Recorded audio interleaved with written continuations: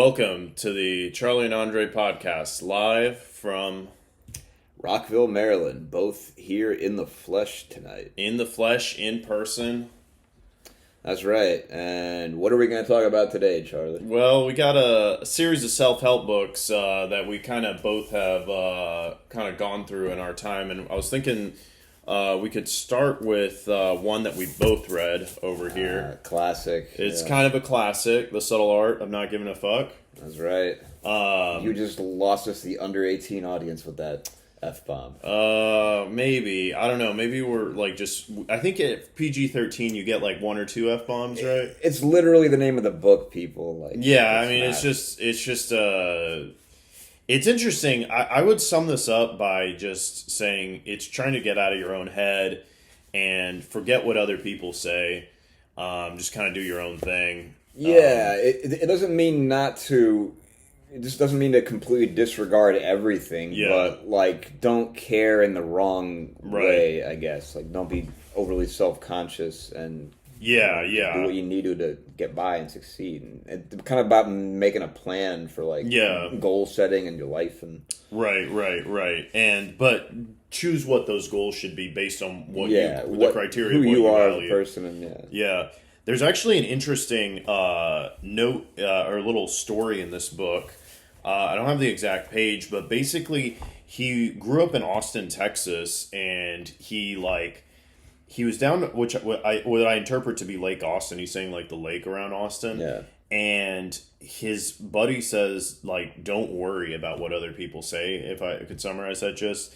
And his buddy like died that night because they were all drinking by the lake. That's right. Yeah, I remember that story. And that really kind of touched me because and you grew up partly in Texas. Like just thinking how many times like we've been with people where like the slightest thing would have gone differently. Like that could have been the last thing they said to him. It's kind of a nice way to memorialize the guy. There's that saying: the last time you kind of like. You die twice when you physically die, and then the last time somebody mentions your name. So it's kind of nice that he memorialized his friend. Death, he memorialized his friend. So, Subtle Art of Not Giving a Fuck. I mean, probably 101 podcasts have recommended it, but it's highly recommended. It's highly recommended, and it's a good gift for like friends, and probably a good gift for yourself. You want to go to this other one, the second one? What is this? This is Breath, Brian or James Nestor. Believe it or not, even if you haven't read this, if you do Wim Hof, which I know you do sometimes, this talks a lot about Wim Hof and a lot of like, the importance of being like cognizant of your breathing. There's this kind of historic like old archetype, maybe from like England or something, like mouth breathers type of thing. And he says there's actually some scientific validity that if you're breathing from your mouth, you're not being as healthy, and you should try to breathe more through your nose. And he has like a whole section in here about Wim Hof and the Wim Hof method. He actually mentions Wim Hof. Yeah, he talks about Wim Hof because Wim Hof apparently did a bunch of scientific studies, and this is a scientific researcher from Stanford in California, and it's all about being cognizant of your breath and the incredible benefits. Do you remember the first time you did Wim Hof and that awesome feeling that you had? Yeah, I think so. Like for those who don't know it, the technique is you breathe like deeply in and out, like 30 times in a row, and then at the end of that, you breathe out, exhale like completely until like your lungs are completely empty, and hold that as long as you can. Breathe in, breathe out, then breathe in again, and hold it in as long as you can. And then that's one set. The next set you kind of do 10 times. You just breathe in while like expanding your lungs as much as possible, and then collapsing and expanding. And then the third set, you redo the first one again. Yeah. So it really gets the blood. I mean, it kind of puts you on a different level if you do it enough in the right way. Yeah, I agree. Yeah. I mean, the guy he's known as like a Dutch guy who's known for this breathing helps him like phase out everything around him to the point where he can actually be on an iceberg, like almost naked. Basically. He swims in the wintertime in the canals of Amsterdam. Yeah. That's crazy. And he's like climbed up mountains in Poland during the winter. The red light district, that's very unsafe, actually, the stuff that they dump out there. But who knows? Well, that's a different topic of unsafety. But he can do extreme temperatures. But not only in the cold, in the hot too. He's like done like a marathon trek in like a desert. So apparently this method has a lot. I mean, of course, anybody should tries it. Everyone says, try it slowly. Don't try to go intense. He has like techniques in here how to decongest your nose. Like he has other types of breathing methods other than the Wim Hof method. Let me just read Other this. than taking a bunch of Sudafed. Yeah. Well, this might be better. So decongest the nose. Sit up straight and exhale a soft breath. Then pinch both nostrils shut. Try to keep your mind off the breath holding. Shake your head up, down, or to the side. Go for a quick walk or jump or run. Once you feel very potent sense of air hunger, take a very slow and controlled breath in through the nose. If the nose is still congested, breathe softly through the mouth with pursed lips. Continue this calm, controlled breathing for at least 30 seconds to 1 minute. Repeat all these steps 6 times. And he's like citing like scientific studies here, or potentially people have written books. Like he's Patrick McEwen's book, The Oxygen Advantage, offers detailed instructions, training programs, and breathing less. It's very interesting, and he has ideas on chewing. Like he has like how you can increase your jaw and like oral devices.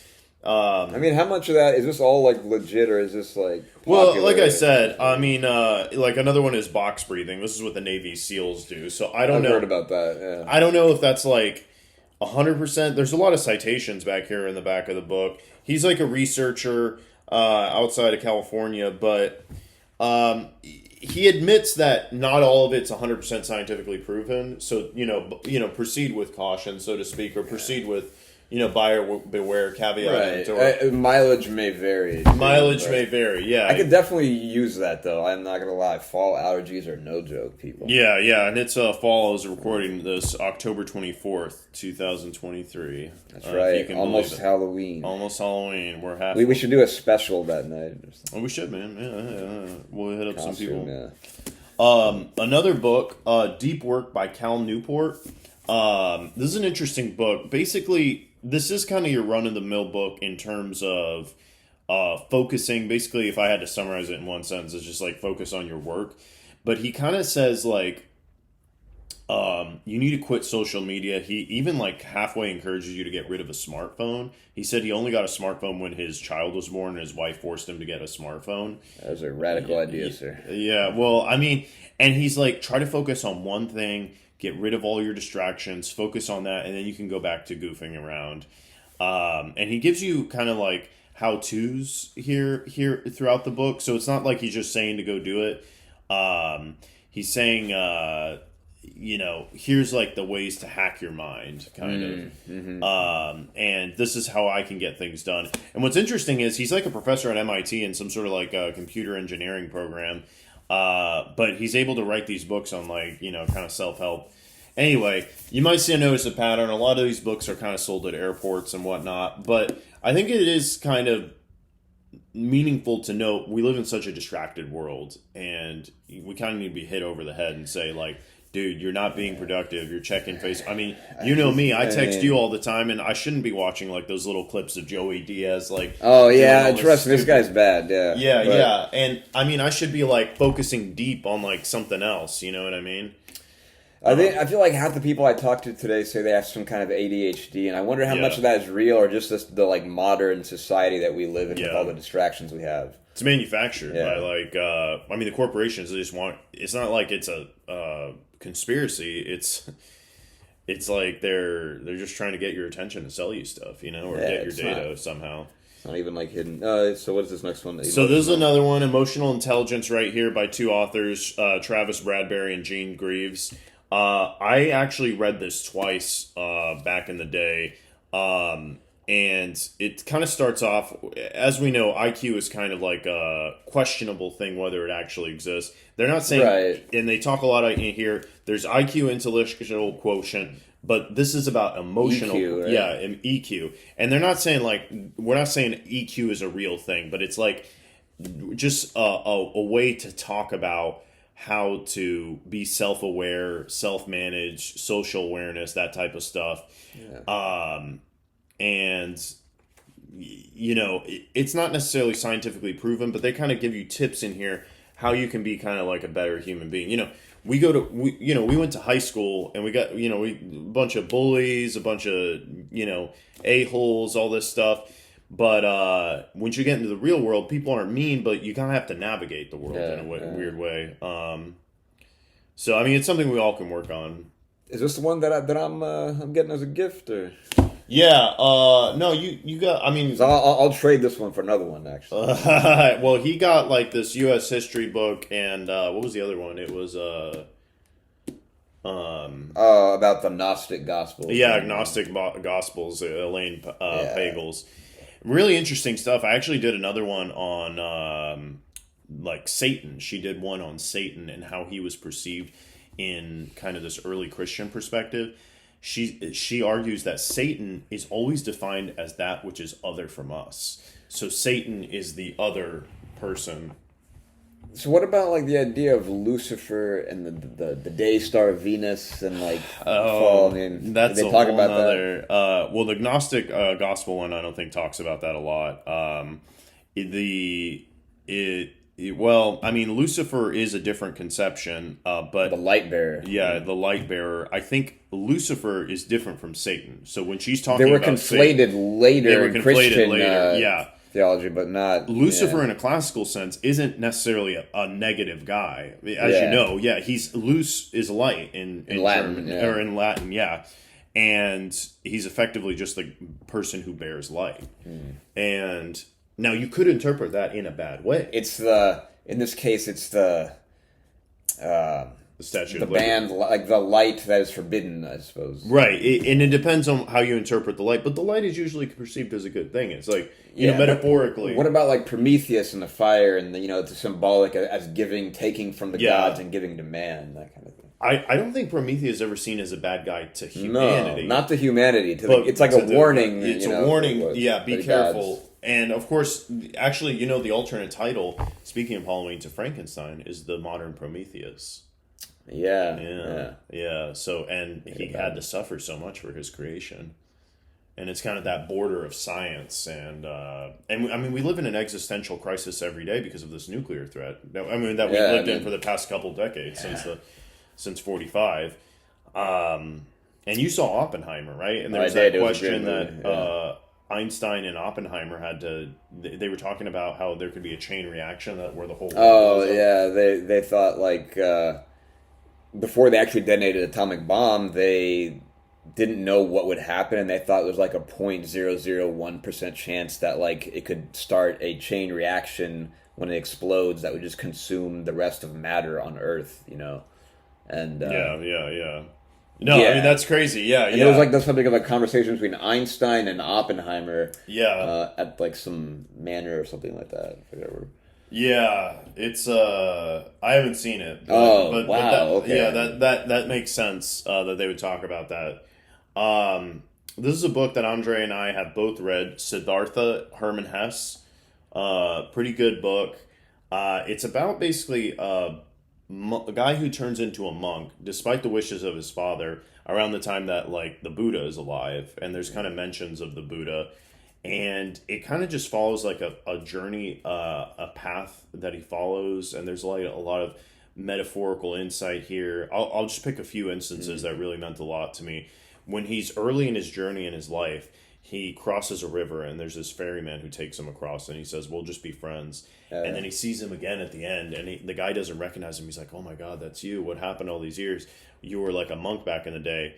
And Siddhartha, it's just, life is a cycle, I would say. And this book is very touching, and I would say it's an entryway to read other Hermann Hesse books that are really good. Right on. But we've talked about a lot of books. We should probably skip some of these. Some of the rest of these. But if you had to, I once texted you, what are your top 5 books? I think one of them was Richard Dawkins, right? The Selfish Gene. The Selfish Gene was very influential. In understanding like evolutionary theory, but also I think that's the book that the term meme was coined from. Yes, Richard exactly. Dawkins, everybody's favorite atheist. He's the one who came up with basically the idea of the meme, which was different back then. It was seen as like a unit of genetic inheritance across Right, yeah. populations at large. But it's not just like an inheritance. It can be like a cultural trait of some sort. Just an idea, some kind of a successful trait of some sort that continues on. And then, do you remember any of the other ones that I asked you about? What? The top 5 favorite books. I mean,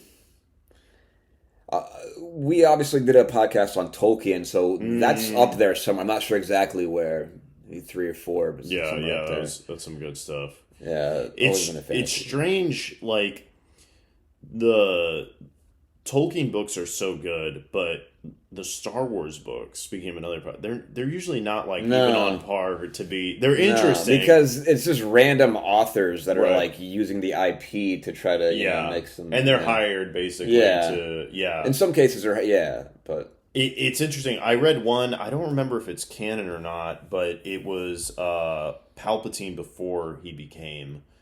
It's like Darth Sidious and all this stuff. Yeah, it's Flagways or whatever. But basically, he always had these traits that were kind of evil in him, and he was like, he finds him as a student on Naboo before he becomes a senator, and evidently his family used to be the monarchy because Naboo has an elected monarchy.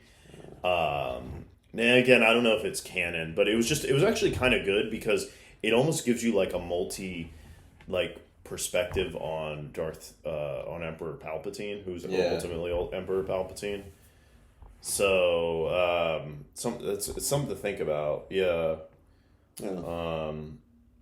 would say Lord of the Rings and The Hobbit are up there for my top. Because The Hobbit is such a fun journey. It's fun. I think it's a little more intended for children, but it still works. It's still 1937 novel, man, if you can believe it. It's old. But other books. Right now, I'm really enjoying Don Quixote. You're like halfway through. Seriously, right? I can see why it was so influential to early modern literature. Basically, considered the first novel. What was that story that you told me you liked? I think it was like they're pretending to. There was it's known for having these stories within stories. Characters in the story tell a story about something else that's happening, and one of them I think was the story of the two friends in Florence. Lotario and Anselmo. The one had a beautiful wife. They were best friends. They hung out, had a great relationship, and then the one guy with the wife wanted basically reassurance that his wife would not cheat on him. She wanted her to be tested by his best friend, basically making a move on her, and he initially refused and thought that'd be a terrible idea, ruin their friendship, but the other guy insisted. And then he did it, and long story short, the guy ended up literally falling in love with the girl, with his best friend's girl, and then they got together, and the main guy ended up committing suicide. So it's a cautionary, and it is a cautionary. I mean, it's sad, but it's kind of funny, kind of like Shakespearean-ish, tragedy kind of. Well, Cervantes and Shakespeare, they were contemporaries. They died the same. Essentially the same day, within 24 hours of each other. But what's interesting is why didn't the English literary tradition has continued so much? Why didn't the Spanish literary tradition? That's true. And they had, at that time, much more income and gold coming in from the New World than the English did. But the English really hit a golden age. I mean, and they still produce really good stuff. Do you think it's a cultural thing? I don't know. I mean, if it's a cultural thing, but Don Quixote was part of that culture, right? Yeah. I mean, he was part of the Spanish culture, but he lived an interesting life. He was at the Battle of Lepanto. Exceptions. He was captured by a Moroccan prince in prison, and he had to be saved through a prisoner exchange. That's the part I'm at now. This other story within the story is basically a mirror of what he experienced being enslaved by pirates, like corsairs, Barbary pirates from Morocco and Algeria. And basically, it's other characters, but it's basically what happened to him. And he used a Moorish woman who became Christian as his ticket to escape or something like that. It's interesting how much like he almost breaks the fourth. Well, he certainly breaks the fourth wall later. I won't disclose more, but it's interesting how much he's kind of breaking the fourth wall in terms of not directly, like he's bringing in his life experiences. Yeah. But you know what's sad? This isn't like giving away anything about the book, but he like later on in real life, like some French people who knew about Don Quixote because he was famous in his lifetime. Like Frenchmen came over and they're like, wow, Don Quixote's living in, or not Don Quixote, Cervantes is living in poverty. It's really sad. He was this like very successful writer, but he ended up living in poverty for a large part of his life, even after he was famous. Yeah. That's how it goes a lot of the time, man. Like, yeah. I don't know why though. I mean, you would think like he's selling so many books, people know about him in Paris. They're trying to come visit him. Maybe he just made a bad deal with someone. He made a bad deal. They're taking his royalties, right? They're garnishing his wages. Should have thought about that. But. I don't know. It's curious, but it's interesting that he dies around the same time Shakespeare dies. Yeah. Same day, basically. End of an era. Yeah. Harold Bloom says, and Harold Bloom wrote the intro to your book. He says, "What is the purpose? What is the goal of Don Quixote?" He says, "We cannot answer that." Yeah. I think I already know what he means by that already, and I'm not done with it. Yeah. And maybe that's why it's so timeless. Yeah. Absolutely. I mean, he has like specific goals, but he has like no goal and all goals. Yeah. There's an interesting question though, like in the beginning, you know what I mean? He's reading all these books, and then does he snap? Does he go crazy? What happens to Don Quixote? Like, why is he the way he is? Yeah, why is he that way? It doesn't. I think it humorously uses something that's highly unlikely in real life. You know, just to the effect of like having a guy who's like this. I mean, what are the odds that a bunch of books on chivalry are going to just make an otherwise reasonable grown man just start right. Well, I forgot exactly how it's described, but it's like he read so much that they snapped his brain or something. And I wasn't sure if he meant that literal, like, or more like just. It seemed like he's almost insulting the character and calling him a buffoon constantly throughout it. Yeah, at the same time, he's very endearing and charming in his own kind of way. But another thing that's interesting, and I read it. It's hard to pick it up in English translation, but evidently in the Spanish, it's like Don Quixote is speaking in these and thous, and Sancho Panza is speaking like a normal person. So even for a Spanish audience back then, and now even like reading Don Quixote, you almost have trouble understanding him. He's speaking like a Shakespearean, and we're speaking normally. Yeah, exactly. But I'm sure the Spanish conveys things much more richly than any English translation. Yeah, unfortunately, same with Shakespeare. Like if you have to read Shakespeare in translation, it's tough. But I mean, it ultimately gets to that point of the difference between reality and like kind of this interpretation of the world. Because Sancho Panza, he's very like, he's straight to the point. He's pretty. Yeah, he's not the brightest guy himself, but he is a lot more like realistic. He's not the brightest guy, and you wouldn't say he's smarter than Don Quixote, but he's like more realistic, he's more sensible. Yeah. That man's got a wife and kids, and he's got shit to do. There's a funny scene. I don't know if you're there yet. It doesn't really give them any plot points, but Don Quixote is like, I need to make some sort of magical potion that will like give us extra power, and they put all this junk in there, and they do like 100 Hail Marys. I think I remember that one. Yeah. And then it's really funny. They just end up vomiting for like all day and night. Yeah. Sancho Panza's like, I just all my feces of like all my organs are out of my body. That was such a great bit, honestly. Yeah, it's really funny, and it's so silly and stupid because like Don Quixote is so serious about it. He's like, no, this is the potion, and he's putting all this rosemary with wine and like oil and just making something that probably tastes nasty. Oh yeah, and it made him like just projectile vomit like for like 2 hours or some shit. Yeah. But. Yeah, man. There's like I feel like books before this time didn't have this level of like humanistic depth in its humor, and like it always seemed like very detached. The way more traditional, early like medieval and ancient kind of literature, it doesn't get as like intimate as like Cervantes does. Yeah. It's interesting with Cervantes. They say it's the first novel. Yeah, that's what we were just saying earlier. Yeah. I mean, so what do you think? So, like, compared to something like an epic like the Iliad and Odyssey, Yeah, which I yeah. think are also among my top books, but like I it's a mean, different style. yeah, the Iliad and the Odyssey, they have like some humor. They're not as humorous, No, it's but it's very poetic. There's an an Indo-European invocation. epic. Yeah. Yeah, well, that's a whole nother Yeah. conversation. Indo-European, linguistic patterns appearing in the Iliad are the same type of patterns that appear in the Bhagavad Gita. That's right. Not because they had communication necessarily, No, yeah, or trade it's- with each other, yeah. but because these linguistic patterns existed. And that's wild to think about. We should do a whole podcast on that. We've actually touched on it in other podcasts. Yeah, like the Dumasilian trifunctionalism, and I think another one we touched on it too, Yeah.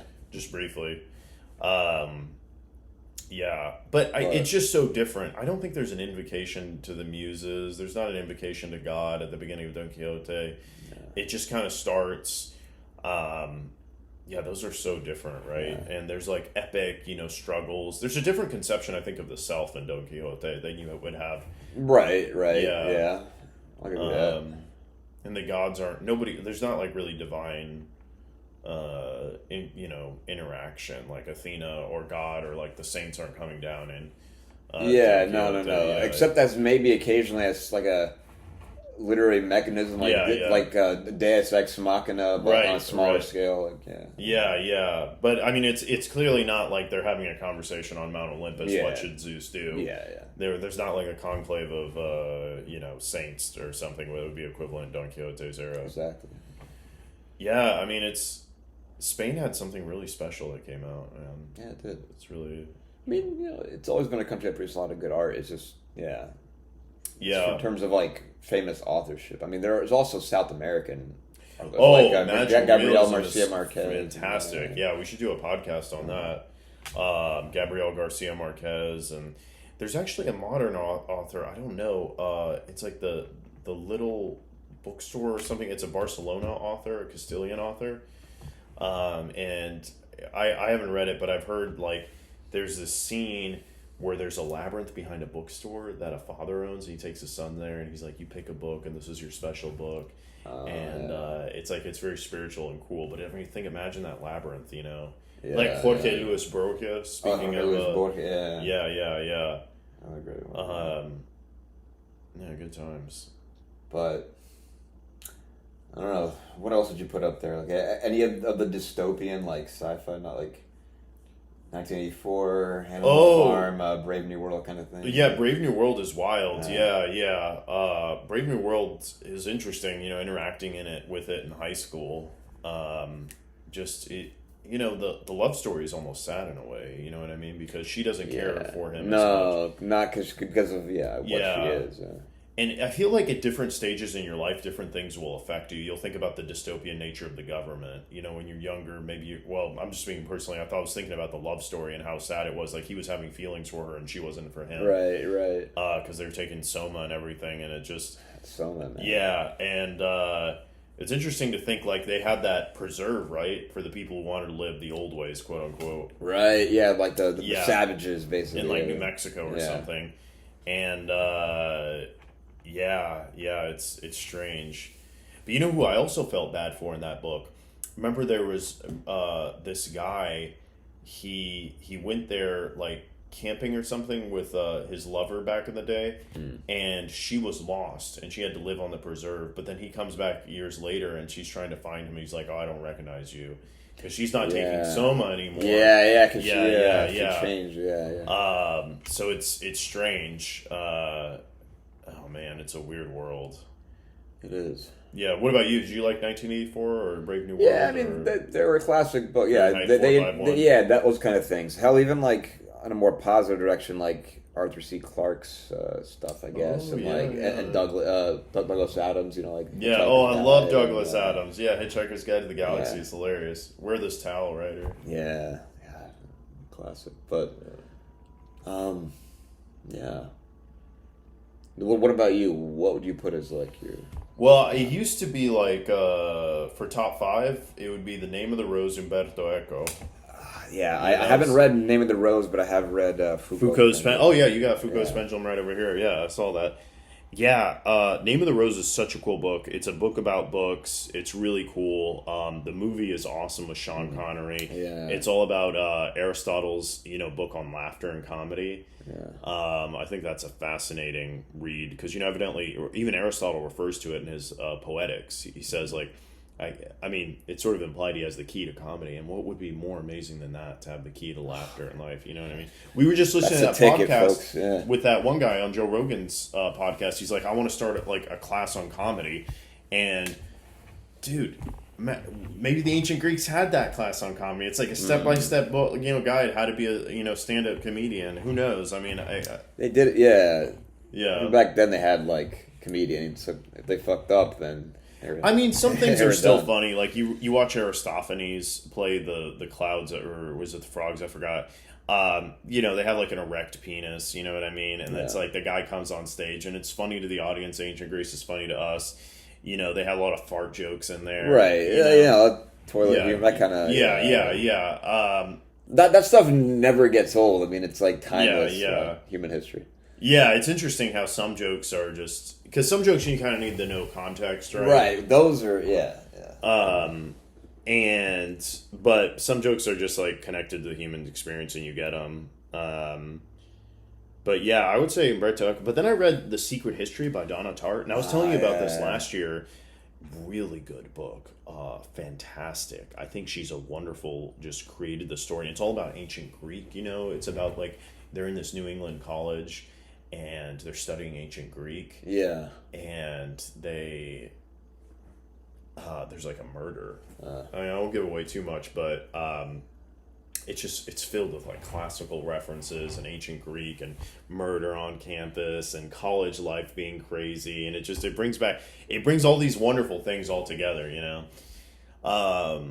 Yeah, I'm trying to think. I mean, there's tons of books that they're fascinating, but I would say those are kind of for now. I mean, there's other ones like Demian. Speaking of Herman Hesse, Demian is one of the only books that I almost like was basically crying at the end.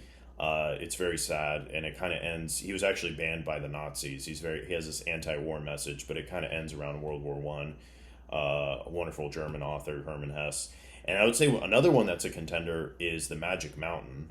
That's it was Thomas Mann. Thomas Mann. Yeah, but. Never mind. No things. The reason I read it is I read Death in Venice, and the funny reason I read same. Yeah, the reason great book. Great ending to that book, and the initial I had heard of Death in Venice, of course, but the reason I went straight to it at the point that I did was I saw it on Annie Hall, and Woody Allen has this funny scene. He's like, "I'm thinking about death all the time, and you should have books on death." And he's like, "Don't get that book on cats. Here's this book on death," and like he doesn't say it, but you can see in the screen it's Death in Venice. So I read that, and then I read The Magic Mountain, and a really profound book. It's about it's about so many things, about growing up, moving on in life. It's unclear what happens to the guy. I mean, it's right before World War One. A lot of these have like World War One themes, except Death in Venice. I think Death in Venice is firmly I think it was even published before World War One. Yeah, so it was like 1912 or something. Yeah. So kind of the idyllic sort of world that a lot of them got to experience, but it shows a lot of the problems of that world too. Right, of course. And yeah, I mean, of course, Thomas Mann's The Magic Mountain was banned in Germany as well. Right. Yeah. And it has this wonderful humanistic message. I really enjoyed it. Yeah. And speaking of Herman Hesse, evidently he was very connected with like Carl Jung and Jungian archetypes, and maybe that's why it spoke to me so much, is because it can really get into your psyche. Yeah. Yeah. These are just books that come up to mind right now. Let me ask you this. What do you think of our old buddy Holden Caulfield in the legendary Catcher in the Rye? So something you've read recently. Yeah. I read back in school, and during my angsty teen years, it actually kind of hit. It hit hard. A note, yeah. It was interesting. Like I paid it, and like it influenced me at the time. Phony. Everything was like phony. I just started to see the bad in everything, and like. It has a good ending, though, right? Yeah, it's hopeful. It has a hopeful ending. He keeps kind of moving between schools, and eventually he thinks he's gonna maybe have a. There's a funny scene in there with a teacher guy. What's his name? I forgot what his name is, but he goes to see his teacher. He's like, "Boy," he keeps on saying, "Boy." Oh yeah. Yeah, he's like, "Boy, do you know why I gave you a low grade?" Boy, and he's being very respectful, but you hear his inner dialogue. He's like, "Oh man, why do I have to listen to this old guy?" He's like, boy, do you realize how important English is? Um, I liked it. I mean, I think the dialogue is really good. Yeah. I read it right before I read The Bell Jar, Ooh, that was a much different. but Hits much different. it hits way differently. I've never like I'm not sure I've ever, other than maybe those other books that I mentioned like Magic Mountain and Demian, I've never like sympathized with a character as much as I did with the character in The Bell Jar. It's just such a good book. A lot about the stress and anxiety of life. But I think those two kind of go together, like The Bell Jar and The Catcher in the Rye. It's about like being either being a young person in the 1950s in America, and especially New York, New England type of area. Yeah. Yeah, I agree. Yeah. yeah. I actually hadn't read Catcher in the Rye until like a month ago. Yeah, I'm very surprised, honestly. Yeah, I started it back freshman year of college. Somebody I was dating at the time told me, you need to read this while you're young. I started it. We broke up, and then I was just like, I'm not going to finish it. But then I got back to, it is really good. I don't know how it would have affected me when I was younger. Yeah. But I did enjoy it, yeah. And there's all these conspiracy theories about Catcher in the Rye, right? You know what I mean? Like, it was found on... the guy who killed John Lennon. Yeah, that guy. Yeah, I forgot his name. Yeah, and then I don't know. There's others. And I don't know if you've seen this movie Conspiracy with Mel Gibson, but he's like programmed to buy it every time he sees it. Oh, okay. Yeah, and he goes to like Barnes and Noble, and there's this guy waiting in line. He's like, "You haven't read The Catcher? Oh, it's a classic. You're in for a good read." But it's a charming read. I don't know if I'll read it again, to be honest. Yeah, I don't know it's if one of those I'd things that enjoy you it. only need like once. I think. Yeah. The cover is interesting too. Like it has the uniform. original cover. Yeah, that red and kind of beige whitish. It's an interesting cover. Yeah. Good times, man. We covered a lot of books today. We did, and there's like I already have like 5 more in my mind, but we can't keep going forever. So, yeah, we did well. It's getting late over here, so but thanks for tuning in for Book Talk with Charlie and yeah, Andrei it's a bit of a different different take vibe. on it. Yeah, but who knows? We might do more of these kind of off the cuff things in the future. Yeah, that'd be awesome. Yeah. But thanks for watching, and stay tuned for more. Peace.